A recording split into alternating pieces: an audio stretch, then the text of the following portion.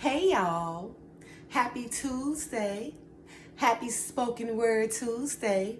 I hope you guys did come along fine. Anyway, you guys know on Tuesdays, I like to bring you the word. And earlier I read my short from the sealed portion, chapter 19, verse 15, one of the final testaments of Christ, and it reads as follows. And nothing good can come from an angry heart, for he who is angry places his spirit in a state of rebellion with his body. And for this reason, the body reacts to the anger of the spirit, thus causing sickness and poor health. You guys, we have so many who possess the spirit of anger in which nothing good can come from it. Only but placing oneself in a state of rebellion that ultimately leads the body to sickness and health. Of course, we all have the right of our free agency to be angry, but during our anger, one must sin not. And today, I will be reading from the sealed portion, chapter 19, in which this short is also in this chapter, okay? This chapter has a heading, as every chapter, and this chapter is a very long chapter, so it'll be split up in probably 2 to 3 weeks, okay? The heading reads as follows. Adam explains in plainness the law of the gospel and the commandments of Jesus Christ. Love your neighbor as yourself. He explains the sacredness and importance of fidelity in marriage. And like I said, this chapter is long, so I'm not going to get to the marriage part today, but it may be next week or the week after, because this chapter goes maybe, it ends at 97 verses, okay? So with that said, I'm beginning with verse 1, and it reads as follows. And Adam continued his teachings, saying, our eternal mothers taught us that we must obey the laws of the kingdom of God in order to ensure that we would be guaranteed the happiness that each of us desired for ourselves. And now I would that ye should know that these laws were also given unto your mother Eve and me upon our exposure from the Garden of Eden. Behold, these laws are eternal and are the same in the world in which our eternal parents reside, as well as in all the kingdom that exists. And these laws ensure order in the universe, and that the end of these laws, which happiness may be realized by all those subjected to these laws. And if ye abide by these laws throughout the days of your probation upon this earth, then ye shall also have peace and order among you here. And for this purpose were they given unto and for this person were they given unto us after we left the Garden of Eden. So you guys see that talking about Adam and Eve, right, when they was in the garden. During the garden, when they first came to the garden, they was perfect beings. But because they ate out of that tree, they gained wisdom and knowledge, and they was kicked out or exposed from the garden. But, naturally, Adam and Eve had these laws, of how to, the laws to do the things, that actually exist right now today in order for them to be desired. Happiness, peace, happiness, joy, and all that. Verse 4. And these laws are based upon one great law, which compasseth all of the commandments that God had given us. Yea, it compasseth all of the commandments that shall ever be given unto you and your children forever, right? Okay, verse 5. And this is the law on which all other commandments are based, that was given unto us by the Lord, even that ye should do unto others what ye have them do to you, or do unto you, which is those 2 greatest commandments, you guys. The first one, love the Father with all your mind, body, spirit, and soul. And the second one, namely like the first one, love your neighbor like you would love yourself. Do unto your neighbor like you do unto yourself. Those are the 2 greatest commandments of all of the New Testament, right? That sums up, all the commandments in the First Testament. Because if you love the Father with all your mighty, all your heart, might, body and soul, and the next one, you love your neighbor like you love yourself, how would you commit sin? You wouldn't, because if you love them, then, you would do things to them of love, which ultimately, makes sin irrelevant. Okay? Verse 6. Now, from this law, the Lord had given us specific instructions or commandments that we must follow to accomplish the purpose of this law. For he had commanded us that we should not be angry one with another, and that we should have a respect for the opinions of each other, and rejoice in the freedom that we each have to express our own opinion without the fear of repression or or anger for one another. So it said we all had the free, the right of free agency, you guys, to be angry, right? But during our anger, one must sin not. Again, for he had commanded us that we should not be angry one with another, and that we should have a respect for the opinions of each other and rejoice in the freedom, okay? In the freedom that we each have to express our own opinion without the fear of repression or anger for one another. So we should allow anyone, to be able to express themselves, have their own opinion, right? But we shouldn't be mad at them because they feel a kind of way, right? They had a right of free agency just like we had a right of free agency. So again, we all had a right of free agency, to express ourselves and to allow someone else, to speak their opinion. But what right do we have to be angry with them people and then sin by harming them because we don't like what they say? All right, verse 8. For this anger can cause us to strike out at our neighbors and harm them for that in which we feel they have wronged us. And why is that we feel that they have wronged us? Is it not that they do that which do not agree with us? And why should we believe that our opinion of that they think or do is that which is right?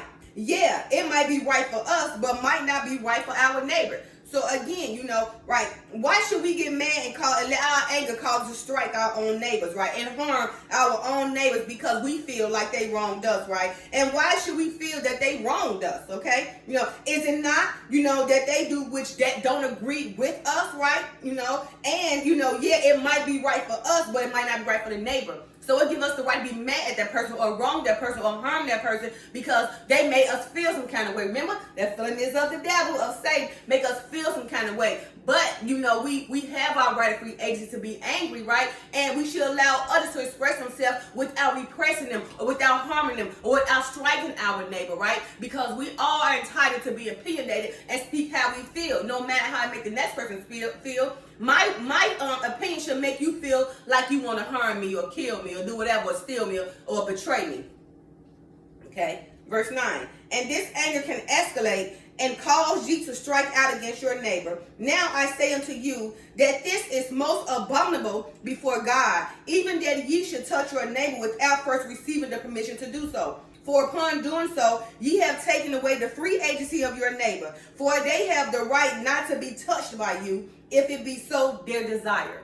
Okay, you have no right to touch them, and they got the right for you not to touch them. Because again, we all had a right of free agency, right? And that anger you got, if it's deep within you, it escalates to the point where you want to harm your neighbor. Verse 10. And the eternal law that is violated by anger is the law of free agency, which guaranteed to each of us the right to act according to the desires of our hearts. And according to this law, ye have the right to become angry with your neighbor if that be your desire, even though your desire will be contrary to the commandments of God. But ye do not have the right to strike out in anger and harm another. For your neighbor did not use his right of free agency to desire that you should strike him, right? He didn't use his right of free agency to desire that you should strike him. Verse 11, therefore ye have been commanded to respect one another and give unto each other this worthy respect that each of us deserve it. And ye should not be angry because ye do not understand that which your neighbor doeth with his free agency. For he will be held accountable for that which he doeth, and ye will not be held accountable. Therefore, why should you be angry? Because that person, why should you be angry? Because that person's gonna be held accountable anyway for his anger, right? Don't make yourself accountable for reacting and harming. You won't be made accountable. You just listen and be silent. Okay, allow that person to be angry. They get angry, get mad. They will be held accountable because they had a right of free agency, just like we got the right of free agency. But our right of free agency don't give us the right to hurt somebody because of what we hear from another opinion about us. Verse 12. And the Lord had commanded us to have kind thoughts towards each other and to not be involved in rumors or gossip in any manner concerning another. For if we with our own eyes do not see that which our neighbor had done, then why think ye that ye can trust the words of another to tell you the truth regarding they which they claim to have seen? For that person who was making an account unto you of the actions of another would not do so unless he was angry with another. For what other purpose would there be a reason for rumor and gossip except to make an account of those actions in which we do not agree. So you see all those rumors and gossip that you hear, that's because somebody is angry with another person, so they create the rumors and gossip, come and tell you so you can be mad at that person, so you can be, mad at the very person they mad with, because whatever they done to them. In turn, coming around you gossiping, creating rumors, whispering all these things in your ear, right, to have you flipped out, right, and harm that very person that mad with, right? But if you ain't seen that person do these things, why should you believe the next person, right?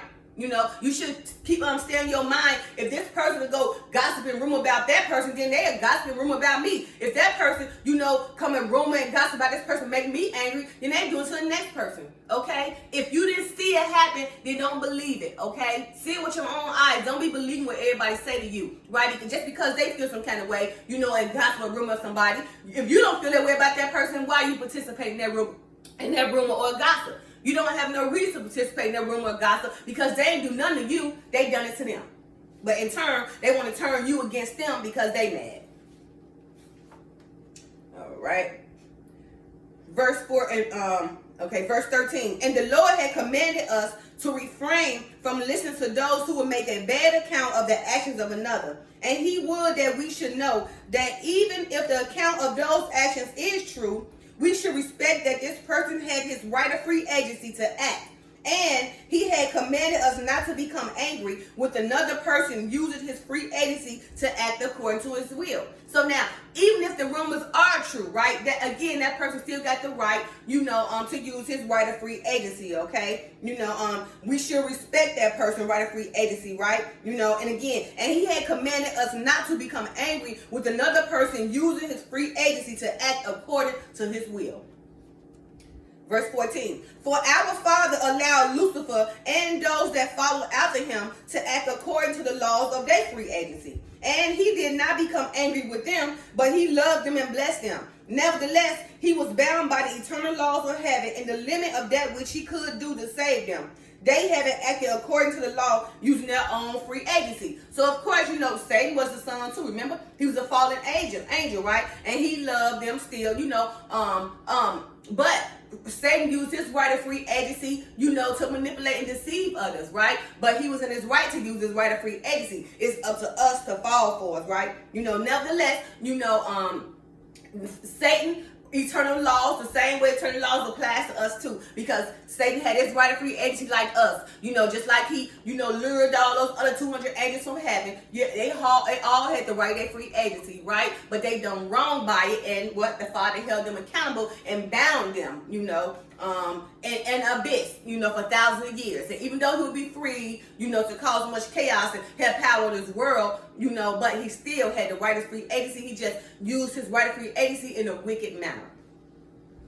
Verse 15, and nothing good, which is my short, and nothing good can come from an angry heart, for he who is angry places his spirit in a state of rebellion with his body. And for this reason, the body reacting to the anger of the spirit, thus causing sickness and poor health.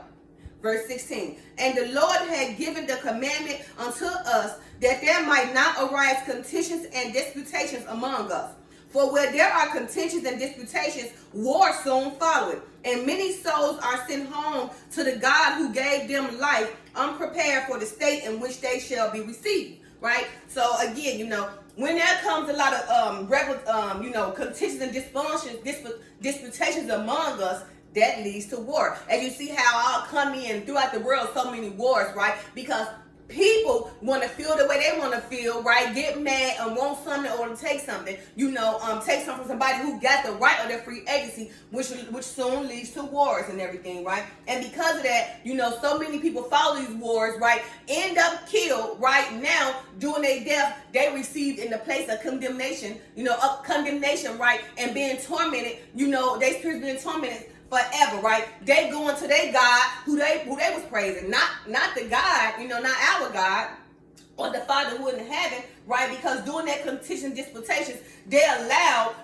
their anger to take control of them, which caused, their soul to be sent home to God, who gave them life, And they was unprepared for the state in which they should be received, right? They ain't prepared for, in which that tormentation that they're going to receive, right? They didn't think about that during the time they was here on earth, their mortal bodies, but they allowed their soul and their spirit to be possessed of anger, which caused them to create wars, and it had everybody else follow their wars, and caused so many souls to die, but died to wake up into tormentation forever. Verse 17, and it had been with great sadness that I have watched death by the hand of another enter in among you because of the anger of which I have spoken. For even my beloved son Cain did submit to the anger of his heart and murdered his brother Abel. And that day I lost 2 sons. For it became necessary that I banish my beloved son Cain and his wives and his sons and daughters from among us, that we might guard ourselves against these terrible things. Now, remember, this is Adam. So he's talking about Cain. Remember how Cain killed his brother Abel, because Abel, he gave all his glory to the Father. Cain allowed Satan to convince him, while Satan was walking to and fro, convinced Cain that he had a world in his hands, right? And because of that, he killed Abel so he can possess all these worldly things, right? Which caused Adam and Eve, right, to grieve so hard and cry, and I think it caused Adam to stay away from Eve for maybe 7 years, and then they prayed and asked the Father for another child, which Seth came along, right? And Seth they protected to the point where Seth only obeyed his mother and father, even though Satan, the devil, also tried to manipulate him too, but he ran away and ran to his mother and father and told them what happened, and Adam protected them. Okay, but of course Cain was angry and submitted to the anger of his heart, and which caused him to murder his brother. Okay, and that's the day Adam lost 2 sons, Cain and Abel. Because Cain went about his way, he became a vagabond, somebody who went from place to place, and was marked all his life. All right, verse 18. And I would that ye should know that I counseled with Cain and commanded him that he should repent of the thing which he had done. But his heart was hardened against my words, and he would not give heed to the tenderness of my love for him.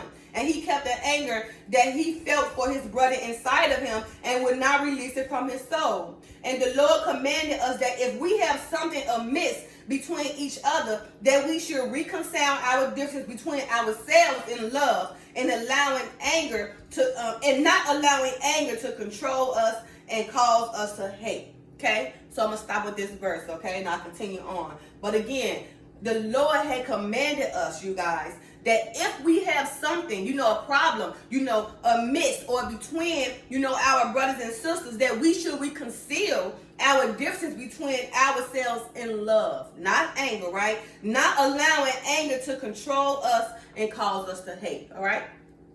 All right, you guys, so what I ended at chapter 19. Next week, I will begin with 20, like I say, and so forth, and keep it going. But remember, be careful with your anger, because so many of us possess the spirit of anger, in which nothing good can come from it, right? But only placing oneself in a state of rebellion that ultimately leads the body to sickness and health. Of course, we all have our right of free agency, right? But during our anger, one must not sin not, because that anger can cause us to harm our brother, our sister, lead us to war, ultimately cause so many souls to die, right? And die unprepared, so when they do die, their souls is being received in a judgment of tormentation forever. All right, you guys, happy Tuesday. Love you guys. Peace.